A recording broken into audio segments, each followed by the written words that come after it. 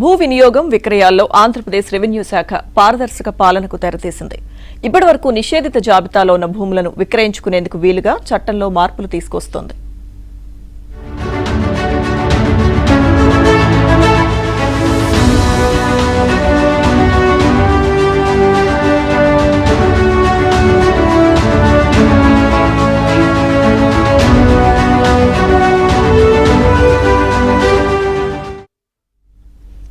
YCP ప్రభుత్వ హయాంలో భూముల విషయంలో నెలకొన్న గందరగోళాన్ని సరిచేసేందుకు కూటమి ప్రభుత్వం విస్తృత స్థాయిలో సంస్కరణలు చేపట్టిందని ప్రభుత్వ వర్గాలు చెబుతున్నాయి. రీసర్వే 22A నిషేధిత జాబితా, భూ హక్కుల వివాదాలు, అసైన్ భూముల సమస్యలతో ఇబ్బందులు పడుతున్న రైతులు, భూ యజమానులు, పేదలకు ఉపశమనం కలిగించేలా నిర్ణయాలు తీసుకుంటున్నట్లు వెల్లడించాయి.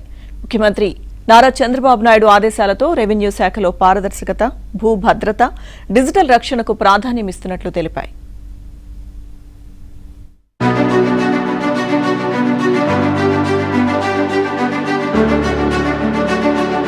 వైసీపీ హయాంలో రీసర్వే పేరుతో కొత్త సమస్యలు, రెవెన్యూను గాడిలో పెట్టేందుకు చంద్రబాబు ప్రత్యేక చర్యలు, వివాదాస్పద నాలా చట్టం ఉపసంహరణ, రీసర్వే 2.0లో గ్రామ సభలు, భవిష్యత్తులో వివాదాలకు తావు లేకుండా ఖచ్చితమైన భూ రికార్డులు. గత ప్రభుత్వ కాలంలో రీసర్వే పేరుతో రైతులకు కొత్త సమస్యలు సృష్టించారు. పొలాల అసలు విస్తీర్ణం కంటే తక్కువగా రికార్డుల్లో నమోదు కావడంతో రైతులు ఆందోళనకు గురయ్యారని అధికార వర్గాలు వెల్లడిస్తున్నాయి. రాష్ట్రంలో ఎక్కడికెళ్లినా ముఖ్యమంత్రి చంద్రబాబుకు అధిక శాతం ఫిర్యాదులు భూములపైనే వస్తున్నాయని అధికార వర్గాలు గుర్తించాయి. ఈ నేపథ్యంలో రెవెన్యూ వ్యవస్థను గాడిలో పెట్టేందుకు ప్రత్యేక చర్యలు చేపట్టారు. రైతులకు ఇబ్బందికరంగా మారిన ల్యాండ్ టైటిలింగ్ యాక్ట్ను ప్రభుత్వం రద్దు చేసింది.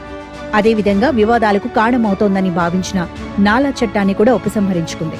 భూ ఆక్రమణలకు అడ్డుకట్ట వేసేందుకు ల్యాండ్ గ్రాబింగ్ ప్రొహిబిటెడ్ యాక్ట్ను తీసుకొచ్చింది. రైతులకు ఊరటనిచ్చేలా ROR చట్టంలో సవరణలు చేసింది. రీసర్వే 2.0 ప్రక్రియలో గ్రామ సభల ద్వారా రైతులను భాగస్వాములను చేస్తున్నట్టు ప్రభుత్వం చెబుతోంది. భవిష్యత్తులో వివాదాలకు తావు లేకుండా ఖచ్చితమైన భూ రికార్డులు రూపొందించే దిశగా చర్యలు తీసుకుంటున్నారు.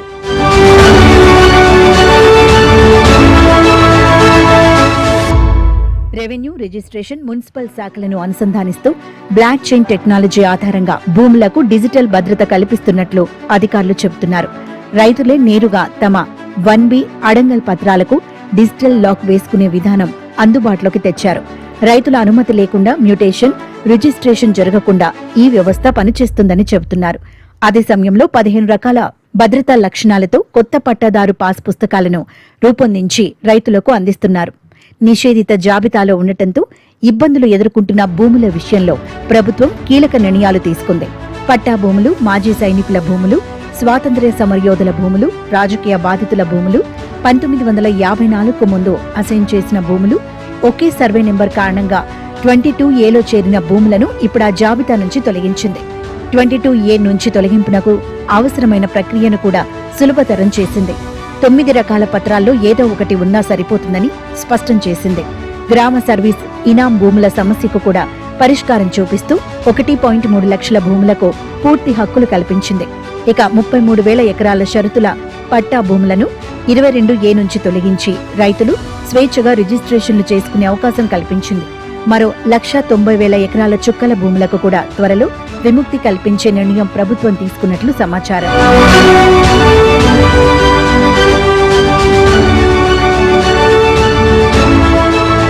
పేదలకు అసైన్ చేసిన ఇళ్ల స్థలాల విషయంలో కూడా ప్రభుత్వం కీలక నిర్ణయాలు తీసుకుంది. 10 ఏళ్ల కాల పరిమితి ముగిసిన అసైన్డ్ ఇళ్ల స్థలాలకు పూర్తి హక్కులు కల్పిస్తూ రిజిస్ట్రేషన్ చేసేందుకు అనుమతించింది. అసైన్ పట్టా, ఇంటి పన్ను రసీదు ఆధారంగానే రిజిస్ట్రేషన్ చేయాలని రిజిస్ట్రార్లకు ఆదేశాలు జారీ చేసింది. అర్బన్ ల్యాండ్ సీలింగ్ భూముల్లో ఇళ్ల పట్టాలు పొందిన వారికి 2 ఏళ్లలోనే పూర్తి హక్కులు కల్పించినట్లు వెల్లడించింది. అలాగే పేదలకు ఇళ్ల పథకం కింద ఇచ్చిన అసైన్డ్ స్థలాలపైన 2 ఏళ్లకే పూర్తి హక్కులు ఇవ్వాలని ప్రభుత్వం ఆలోచిస్తోంది. పట్టణ ప్రాంతాల్లో ప్రభుత్వ అభ్యంతరం లేని భూముల్లో నిర్మించుకున్న 10,000 ఇళ్లను క్రమబద్దీకరించగా మరో 25,000 గృహాలను త్వరలో రెగ్యులరైజ్ చేయనున్నట్లు తెలిపింది. గ్రామ కంటాల్లో పాతకాలం నుంచి నివసిస్తున్న కుటుంబాలకు లింక్ డాక్యుమెంట్లు లేకపోయినా పూర్తి హక్కులు కల్పించేందుకు చర్యలు చేపట్టింది. ఏళ్ల తరబడి పెండింగ్లో ఉన్న భూ సమస్యలను ప్రత్యేక చొరవతో పరిష్కరిస్తున్నట్లు ప్రభుత్వం చెబుతోంది. తిరుపతి జిల్లా శెట్టిపల్లి గ్రామంలో 2,000 కోట్ల విలువైన 380 ఎకరాల భూమిని 2,111 మంది లబ్ధిదారులకు అప్పగించినట్లు తెలిపింది.